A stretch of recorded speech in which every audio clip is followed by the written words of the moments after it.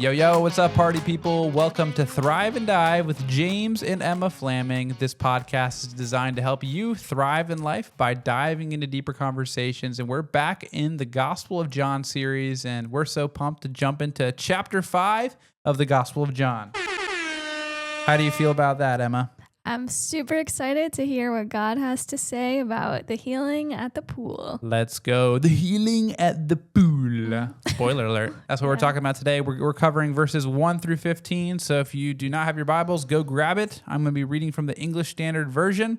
And if this is your first time listening to our John podcast on Thrive and Dive, be sure to check out the previous episodes where we unpacked chapters 1 through 4. This is our 11th episode in the John series.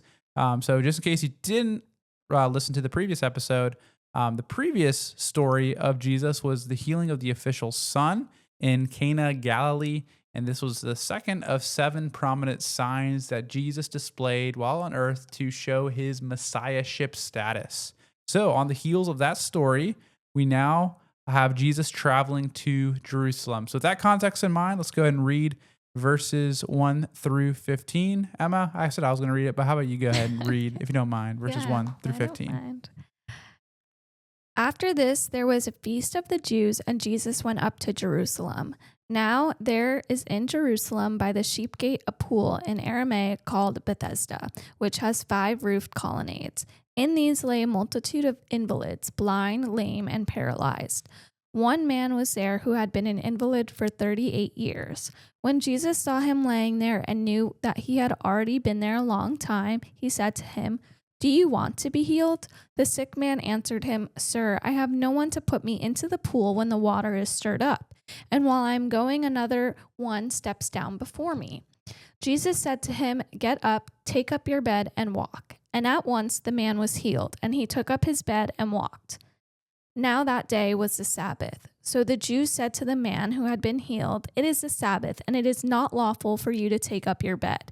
But he answered them, "The man who healed me, the man said to me, 'Take up your bed and walk.'" They asked him, "Who is the man who said to you, 'Take up your bed and walk'?" Now the man who had been healed did not know who it was, for Jesus had withdrawn, as there was a crowd in the place. Afterward, Jesus found him in the temple and said to him, "See, you are well. Sin no more, that nothing worse may happen to you." The man went away and told the Jews that it was Jesus who had healed him. Love it. Thank you, sweetie. I love in verse 14 where Jesus says, "See, you are well." Yeah. I didn't know that was going to happen. It actually worked. My miracle worked. Yeah. So a lot of things to unpack in these 15 short verses. Anything from the beginning that you want to identify or observe, or a question you want to ask concerning these 15 verses? You have a point to make before about verses, how it goes from 3 to 5, so I'll let you. Okay, yeah, for sure. All right, the first thing we want to identify in this passage, if you were reading along with us, you'll notice that in most Bibles, it goes from verse 3 to verse 5. Oh no, where's that missing verse number 4? Well, if you have a Bible like us, it probably has a footnote that talks about how some manuscripts insert wholly or in part a section of scripture that many people label verse 4. If you're not a Bible nerd, you probably don't know that chapter verses or chapter references and verse references were not in the original manuscripts. We added those later for convenience. So there's nothing inspired about chapter and verse references. And if anything, they could actually cause misinterpretation because it breaks up passages when they were not intended to be broken up. I mean, a lot of wise people put them in there. So for the most part, your headings and chapter separations make sense. And it's great because ain't nobody got time to read the whole book of John in one sitting. So it's great to have chapter markers. But sometimes there's just abrupt transitions within the chapter and verse references. But that's a whole side note. But anyway, what is normally labeled as verse 4 says the following. For an angel of the Lord went down at certain seasons into the pool and stirred the water. Whoever stepped in first after the stirring of the water was healed of whatever disease he had. I read 2 commentaries in preparation for this Bible study, and there's some differences of opinion on the validity of that verse. Usually when we read the Bible, this is a whole like bibliology lesson, if that's even a word, and textual criticism lesson. If you don't know what that is, textual criticism is the process by which we got our English Bible because the Bible wasn't originally written in English. It was written in Greek, Hebrew, and Aramaic.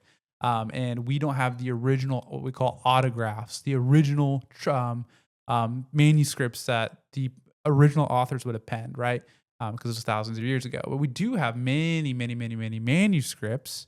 And most actually ancient texts, we don't have the originals of any of them, right? We're going off of what was handed down because they didn't have obviously things stored in the cloud back then or virtually, and they didn't have the printing press. So everything was written down by hand.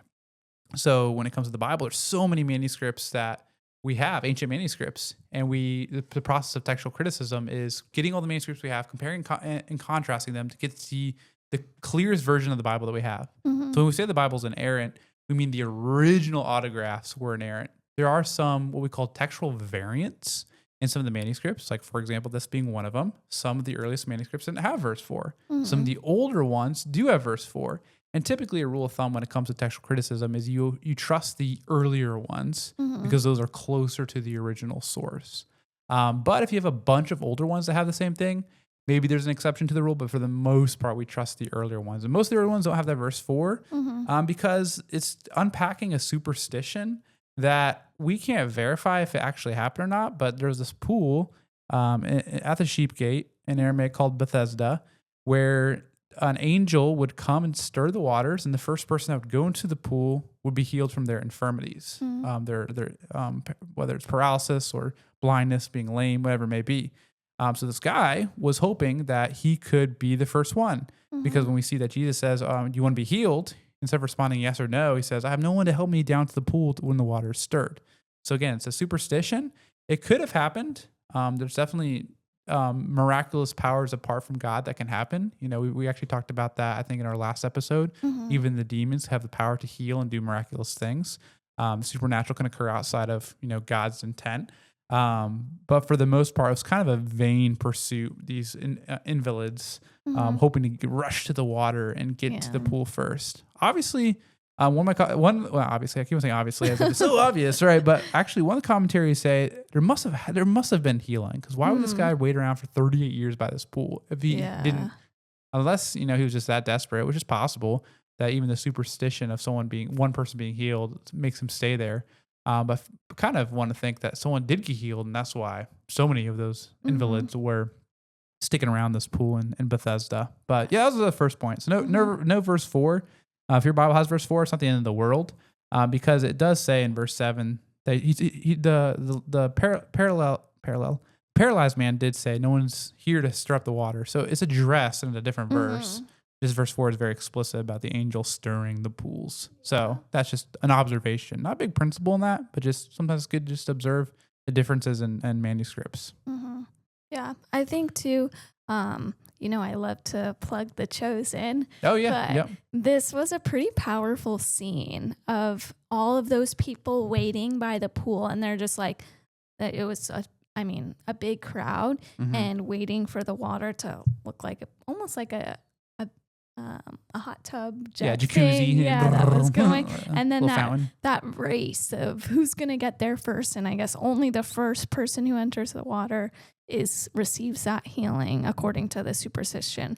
And then since he was paralyzed, he had no way of getting down there. He was crawling in The Chosen trying to get it. It was just a huge source of discouragement as he was aging over 38 years. So it was a cool artistic demonstration that The Chosen put on. And there's a lot of added, obviously, creative license that The Chosen had, because they made the invalid actually a brother of one of the disciples, Simon the Zealot, and they gave him a little more, I guess, backstory. Obviously, the Bible doesn't give us any of that backstory. It doesn't mean it's not possible, but plugging The Chosen and seeing it, comparing it to the actual scriptures. But that's a good point. The source of desperation this paralyzed man had. Yeah, for sure. And it didn't really have much going for him. So here comes Jesus. Healing on the Sabbath, which is kind of a side conversation, or it's going to be our conversation for our next episode, but we'll address it briefly here. But Jesus heals on the Sabbath, and he seems like he came on a mission to heal this one invalid, right? Because here you have probably dozens of invalids, maybe in the hundreds even. Jesus just heals this one guy, according to the text. I guess he could have healed more outside of the eyewitness account, but it seems like Jesus came just for this guy to prove a point, I think. And we and I shared this in our last episode that Jesus' healings weren't primarily a form of compassion, but it's more of a demonstration of his messiahship. And I can't remember, is this one of the 7 signs, or is this not one of the core signs that the Gospel of John talks about for Jesus' messiahship? I didn't see anything in the commentaries I was reading. I didn't see anything. I don't think it is. One of the dominant 7 signs, yeah. But regardless, still a sign. It's a minor sign, I guess. It is. Oh, it's one of the 7 signs. Yeah, it's the third one. Ooh, the third of the 7 signs. Oh, snap. 3 of 7. We're almost halfway through the 7 signs of Jesus' messiahship. But the bigger point, I think, and we'll address it a little later here, is that Jesus is the Lord of the Sabbath, because he could have chosen any day to come to this pool, any time, but he chose specifically to come to this pool during the Sabbath. And he was most likely, in verse 1, it says that he was in Jerusalem for the Feast of the Jews. Most likely that's Passover, but no one actually knows in terms of the timetable. But yeah, that's what he's doing. That's what's up. I'd love to talk more about the interaction that he has with the paralyzed man. But any other thoughts you want to share before I jump into that? No, I was going to jump to verse 6 about Jesus saw him and knew the man already. Like, he already knew that he was there for 38 years. Like, he didn't have to, I feel like he came specifically to heal this man. And he knew all of his trials and that he was paralyzed for 38 years and trying to get into the pool. And when Jesus first questions him, it's just, do you want to be healed? And I feel like in that moment, the sick man could have just said, yeah, but he was so hopeless that he was like, no, there's no one here to help me. Like, I can't get into the water. And I've been trying 38 years. Yeah. Yeah. A couple of things I want to comment on based on what you just said there. That word "new," as it's gnosko for all my Greek friends out there. That word and the tense it's used in, which is in the aorist active participle tense. Again, if you're not a Greek student, that doesn't mean much to you. But basically, what I'm trying to get at is this word "new" is talking about Jesus' supernatural omniscience of knowing things before they actually, someone tells them, hey, that guy's there for 38 years. And it's just like, all right, I knew that, right? Because I'm omniscient. So again, speaking to God, Jesus' God-likeness, and other times that word "new," gnosko, and that tense is used. One of them specifically, the commentary was talking about, was the calling of Nathanael, which we talked about already in this study. How Jesus said, before you were at the fig tree, I was there. Basically, I knew that was going to happen before it actually happened. And Nathanael was like, whoa, how'd you know that? Because I'm the Messiah. I'm God, right? Just again, demonstrations of Jesus' lordship, his deity. So yeah, he knew. And likewise, he knew what the paralyzed man needed, but he still asked, do you want to be healed? Yeah.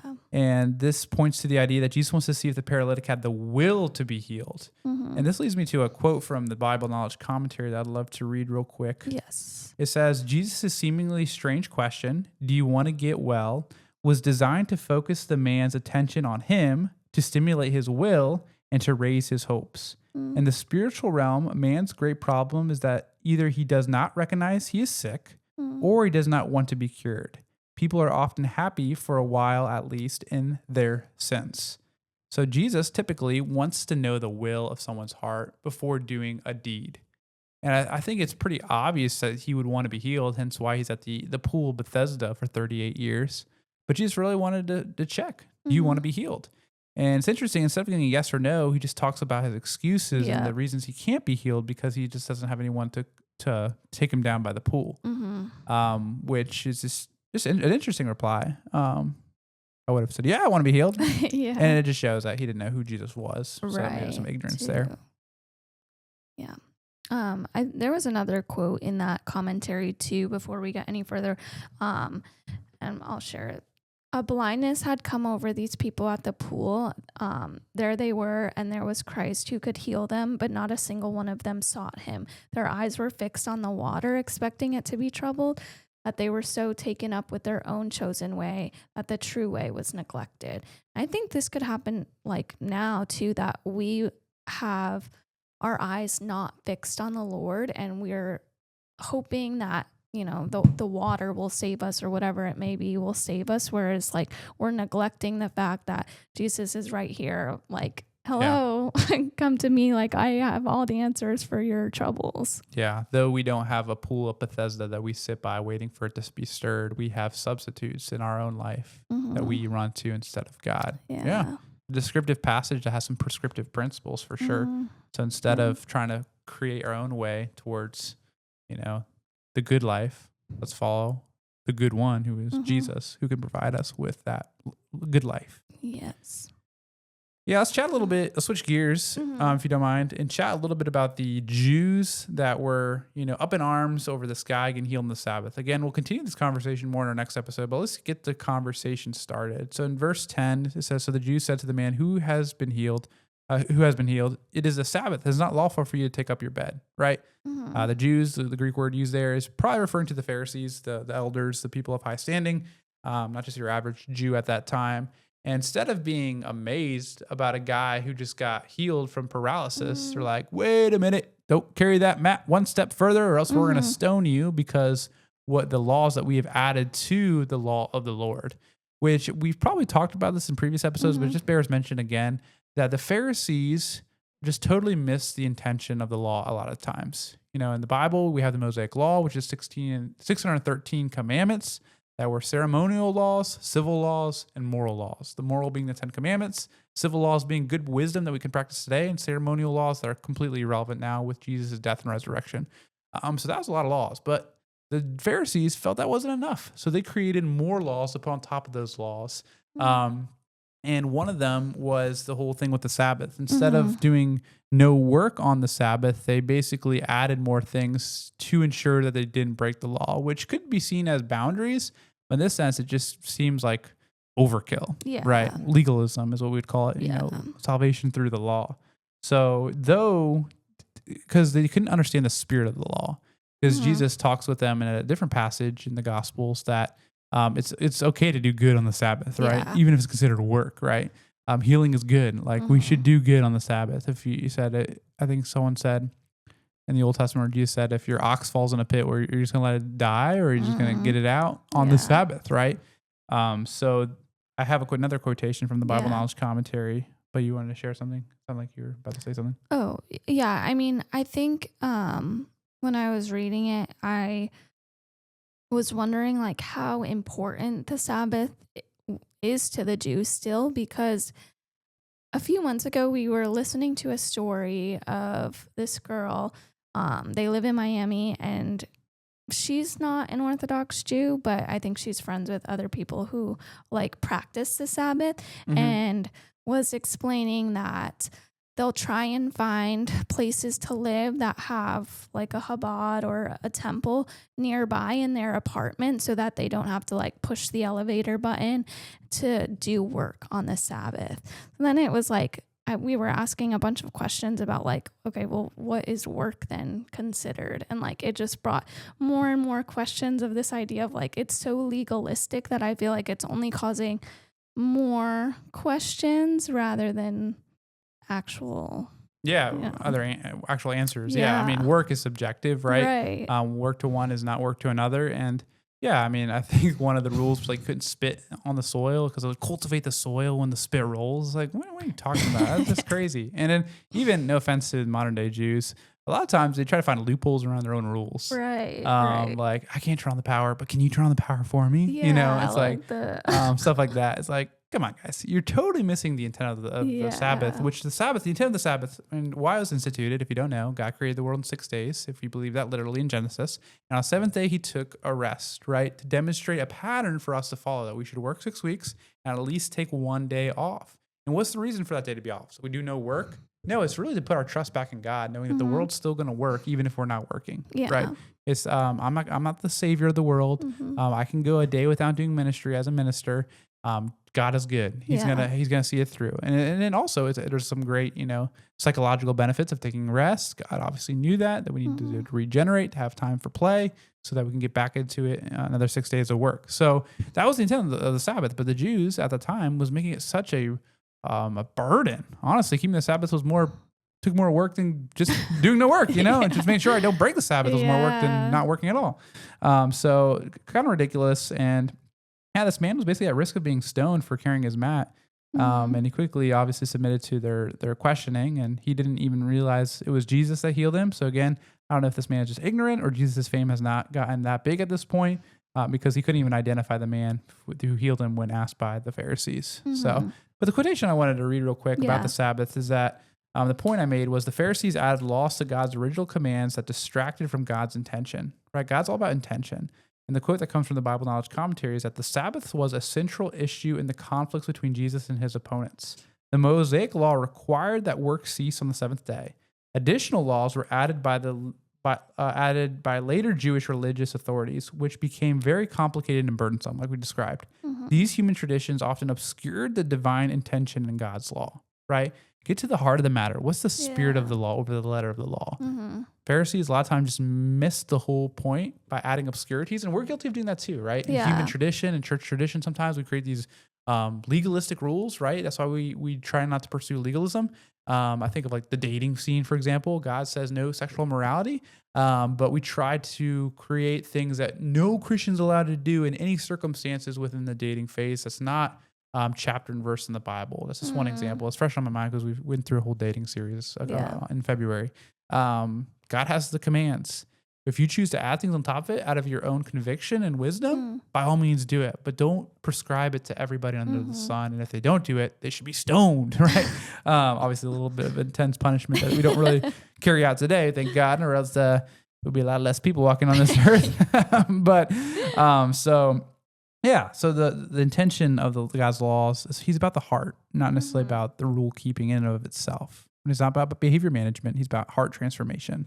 So the Pharisees confront this man about having his mat on the Sabbath, and then they ask who healed him. He doesn't know. But then verse 14, it says, afterwards Jesus found him in the temple and said to him, see, you are well, right? Aha, look at that. And then sin no more, and nothing worse may happen to you.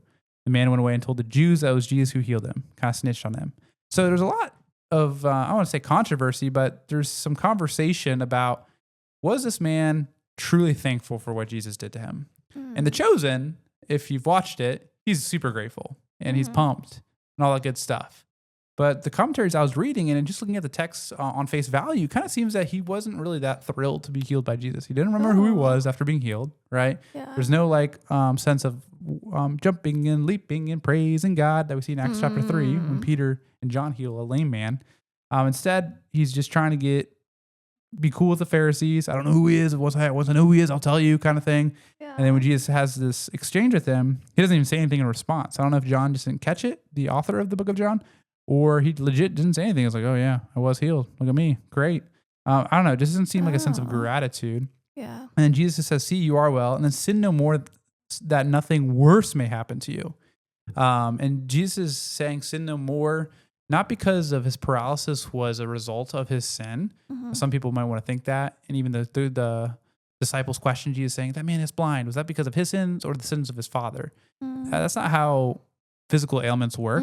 Obviously, every physical ailment is a result of the fall in Genesis 3, because when sin entered the world, perfection was ruined. Therefore, we have mutations. That's why we have cancer. That's why we have natural disasters and so much pain, right? So in that sense, but no direct physical ailment is necessarily tied as a receipt to someone else's sin. Like, oh, you did those sins, this is why you get this punishment. Yeah. It's really dangerous to do that because we don't know with certainty. Like, I got a concussion recently. Is that a result of some sin I did the other week? I don't know. Or is it just a freak accident and God wants me to strengthen my faith through the trial? So we don't want to get into all that. But he is saying, sin no more so that nothing worse may happen. I think what he's saying, based on some of the commentaries I read, is that you need to get saved. Yeah. Like, sin no more. Turn from your sin. Turn from your lifestyle, your blindness, because physical ailments are bad, but spiritual ailments are far worse, is what he's saying. And one more quote from the Bible Knowledge Commentary. So the point I drew out from these verses 14 and 15 is that spiritual agony is far worse than physical agony. And from the Bible Knowledge Commentary, it says, the warning was that his tragic life of 38 years as an invalid was no comparison to the doom of hell. Jesus is interested not merely in healing a person's body. Far more important is the healing of his soul from sin, right? So Jesus says, sin no more, that nothing may happen to you. Basically, turn to me so you don't have to be in hell for eternity, right? If you thought 38 years of being lame was bad, eternity in hell is far worse, right? So it's just a charge, turn. And we don't know. Did this man turn? I hope so. Again, he snitched on him to the Jews afterwards, so he definitely didn't want to be caught in the crossfires between the Pharisees and Jesus. But yeah, any thoughts on that? Yeah, I interpret it kind of similarly that you briefly mentioned, that first the man was saved, and then this sin no more was kind of beginning that sanctification process of just a good demonstration of like, once you get saved, you need to continue. Oh, so you think he did turn to Christ and experience salvation? It's possible. It's possible. It's hard to know from this text. There's not a lot there. I'm kind of leaning towards that he didn't turn to Christ. He wasn't very grateful. And therefore, Jesus is like, all right, sin no more, or something worse is going to happen to you. Because, even the sanctification idea, let's say we're saved and we fail at sanctification, doesn't mean we're no longer saved. Our salvation is contingent on our good works. So just a challenge, potential interpretation. Yeah. I mean, I think I also interpret it like him telling the Jews that it was Jesus who saved him, or who healed him. I didn't think of it as like a tattletale of like, okay, yes, this is the man who healed me, but almost that maybe the man didn't care that it was Sabbath and he was walking around and healed, and he was just excited to be saved. So he was like, yeah, I don't care. Like, this is the man who saved me. Okay. Like kind of how like shouting from the rooftops. Yeah. Like the woman at the well immediately ran back, even though she was shunned, and started telling all of those like of her sins and that Jesus saved her. Like she didn't care anymore. Guess that's possible. And that's why it's good to study together with other people to see everybody's take. Regardless, whether it's him telling him sin no more from a sanctificational purpose, or sin no more like turn to me so you don't experience hell. Regardless, sin is the issue, and we need to remove ourselves from sin to experience relationship with God or continued fellowship with God. So, yeah, great. Well, any other thoughts concerning this passage? This is great. Yeah, because then no, I think we covered it. I did write that. I think you already mentioned it though, that the Jews ignored the miracle and were instead offensive. Took offense to the Sabbath breaking. Yeah. Which again, just misguided. When you're set in your ways and not following the Lord, you kind of miss miracles in front of you, and that happens all the time even with us too. We're so set in our ways. What's right and wrong to us, that we miss clear miracles and God sightings that are happening right before our noses. Right under our noses. Yeah. So good takeaway as well. So our next episode is Jesus gonna dive more into the tension of being the Father of the Lord of the Sabbath, and even talking about his status as a deity equal to God. A lot of debate on that for those who aren't Christians. They don't think he is God, or I think of the cosmic skeptic Alex O'Connor. I like listening to his content. He's an atheist. He's very smart, but he always challenges texts that talk about Jesus being God. And he's like, no, Jesus wasn't God. Jesus never claimed to be God. And there's some texts in here that I feel like are very clear, unless you're a very big skeptic like him and just don't believe in the validity of the book of John, as he kind of dismisses it altogether. It's kind of a simple characterization of him. I'm sure there's more to it than that, but based on what I've listened to. But regardless, for those of you, join us in our next episode of the book of John as we talk about Jesus talking about his divinity, his equal status with God, and the authority that he has from the Father. So it's going to be a doozy. But until then, if you liked this episode, be sure to smash that like button if you're listening on YouTube, and subscribe if you really enjoy the content. If you're listening over at Spotify, be sure to give us a 5-star rating if you enjoy the content, and give us a follow as we continue to increase our reach, because this is Thrive and Dive, thriving in life by diving into deeper conversations. Have a great rest of your day.